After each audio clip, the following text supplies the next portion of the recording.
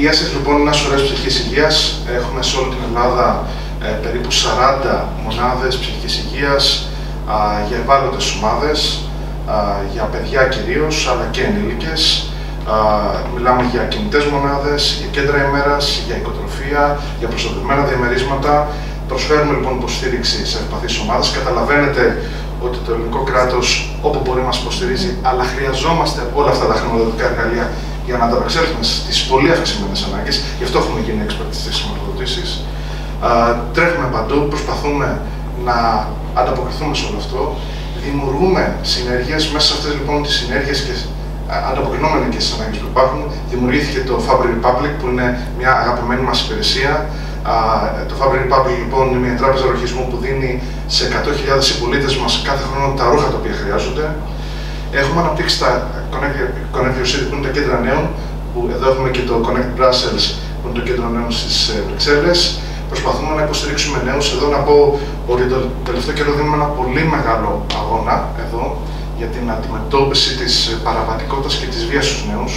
Πιλωτικά με το Υπουργείο Υγείας έχουμε ξεκινήσει τις 2 πρώτες μονάδες στην Ελλάδα. Εμείς έχουμε αναλάβει τη Θεσσαλονίκη. Προσπαθούμε να αποδείξουμε ότι οι νέοι μας δεν είναι κακοποιοί. Είναι νέοι σε ρίσκο που απλά έχουν χάσει τον δρόμο τους και πρέπει να τους υποστηρίξουμε και να τους επαναφέρουμε.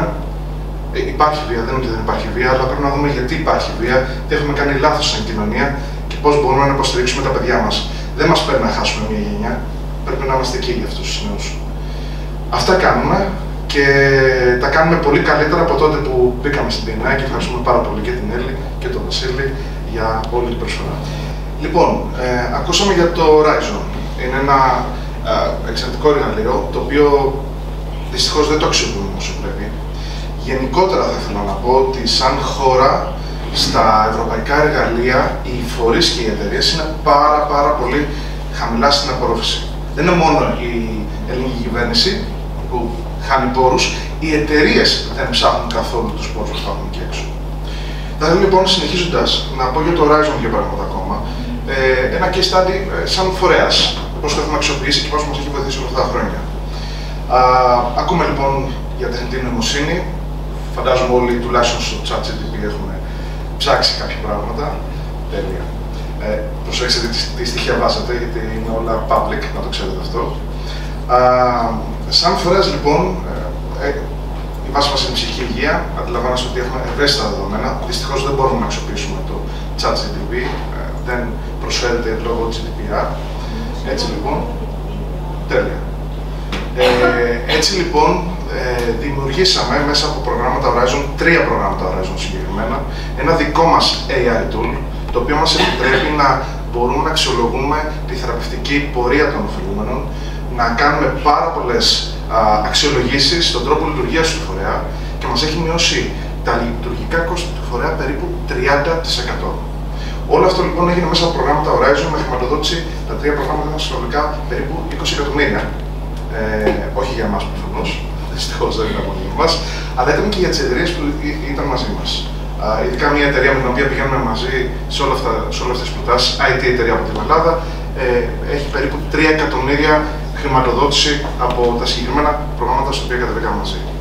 Η εταιρεία η συγκεκριμένη, και εδώ θα ήθελα να πάω στις συνέργειες που η PNI μας προσφέρει τη δυνατότητα να έχουμε. Η εταιρεία συγκεκριμένη δεν θα μπορούσε να μπει σε αυτά τα προγράμματα αν δεν είχε το δικό μας data. Γιατί η Ευρωπαϊκή Ένωση αυτό που ζητάει είναι να υπάρχει βεβαίως ο τεχνολογικός φορέας που θα μπορέσει να αναπτύξει το εργαλείο, αλλά θέλει και την αναγκαιότητα. Εμείς λοιπόν, σαν φορέας κοινωνίας των πολιτών γενικότερα, γιατί και στην PNI έχουμε πολλούς φορείς κοινωνίας των πολιτών και καλό είναι να κάνει το one-to-one και να τους γνωρίσετε σιγά-σιγά, προσφέραμε λοιπόν αυτή την ιδιαιτερότητα. Το πώς μπορούν άτομα με θέματα ψυχικής υγείας να μετέχουν σε εκπαιδευτικά προγράμματα. Αυτό λοιπόν ήταν που έδωσε και τη χρηματοδότηση. Και αυτή τη στιγμή λοιπόν έχουμε και το εργαλείο και τη δυνατότητα να κάνουμε πολλά περισσότερα πράγματα. Όπως ακούσαμε λοιπόν προηγουμένως, υπάρχουν τα εργαλεία, υπάρχουν οι άνθρωποι που μπορούν να μας βοηθήσουν και με τις προτάσεις και με το σχεδιασμό και με τη στρατηγική. Υπάρχει το δίκτυο, είναι εδώ. Η PNI προσφέρει δυνατότητες για να συνεργαστούμε με οποιοδήποτε επάγγελμα χρειαζόμαστε. Αυτό που χρειάζεται είναι να τολμήσουμε.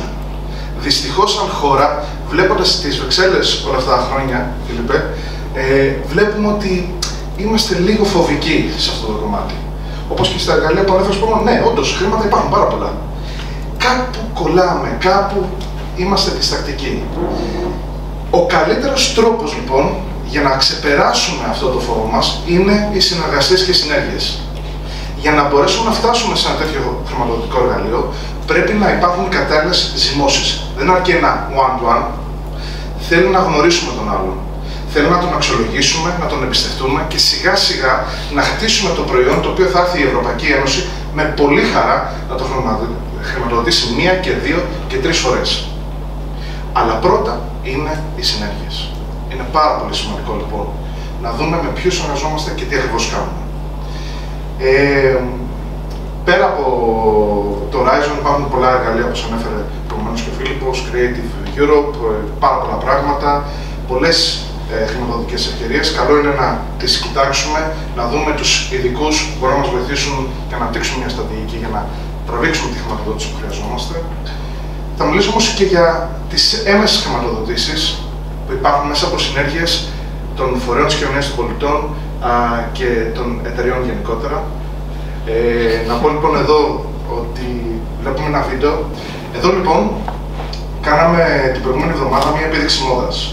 Η Leroy Merlin ήρθε, μας δημιούργησε ένα εκπληκτικό κήπο, εκπληκτικό, μεγάλης αξίας, δηλαδή αν το πληρώνουμε εμείς δεν θα μπορούσαμε να το πληρώσουμε πολύ απλά, αλλά η Leroy Merlin είναι απλά υλικά τα οποία έχει στο κατάστημα.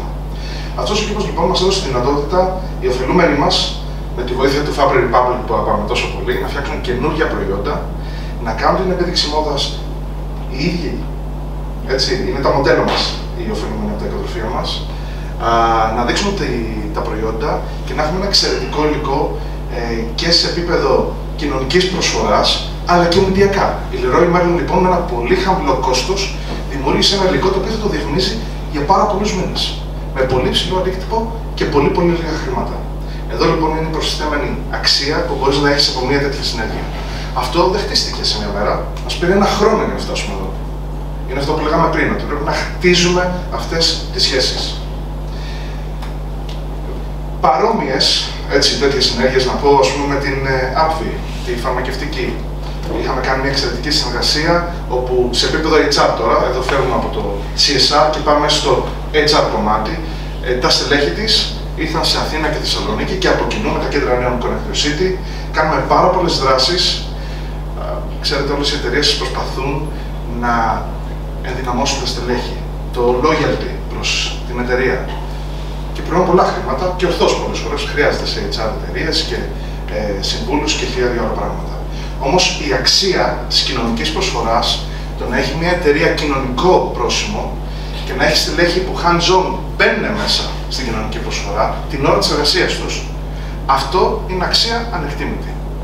Όταν λοιπόν βλέπει ένας εργαζόμενος ότι η εταιρεία που δουλεύει πολυεθνική, μοιάζεται όμως και ένα κομμάτι από το χρόνο και από τα χρήματα που κερδίζει μέσα από τον κόπο του εργαζόμενου, το επαναφέρει πίσω στην κοινωνία με προγράμματα εταιρικής κοινωνικής ευθύνης, είναι αυτό που αυξάνει πολύ την παραγωγικότητα και το commitment του στελέχους προς την εταιρεία.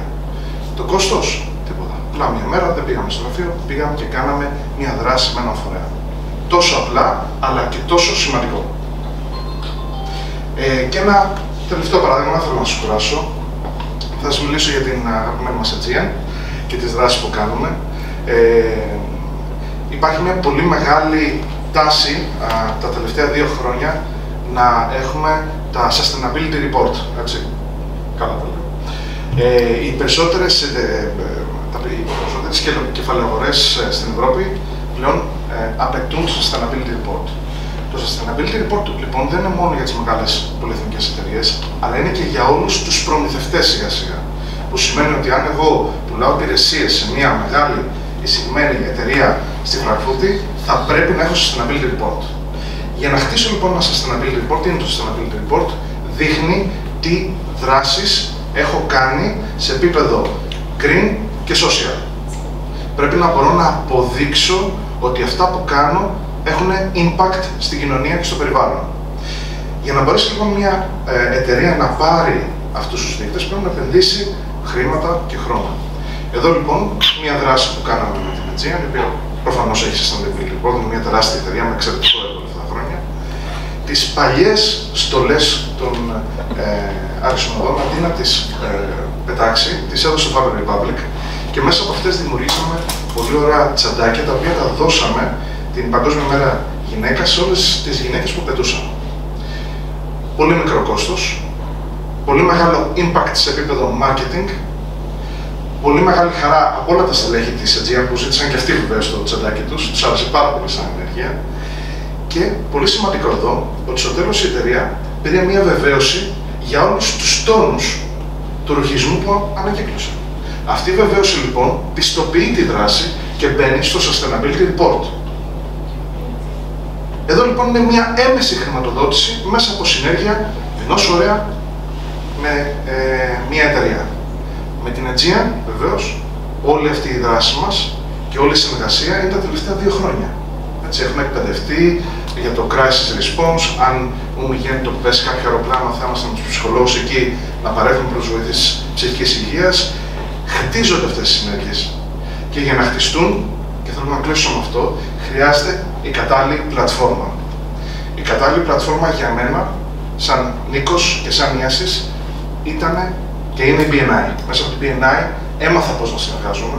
Εκπαιδεύτηκα από την Έλλη, έτσι πολλά χρόνια τώρα με κυνηγάει και με έχει εκπαιδεύσει με πάρα πολλά και πολύ ωραία εργαλεία. Εδώ μέσα λοιπόν έχουμε ανθρώπους που μπορούμε να γνωριστούμε, αλλά ξαναλέω το ένα one-to-one δεν αρκεί. Πρέπει να καθίσουμε και να δούμε τον άλλο τι κάνει, πώς λειτουργεί, γιατί αυτά τα προγράμματα που μας ανέφερε προηγουμένως ο Φίλιππος είναι απαιτητικά προγράμματα.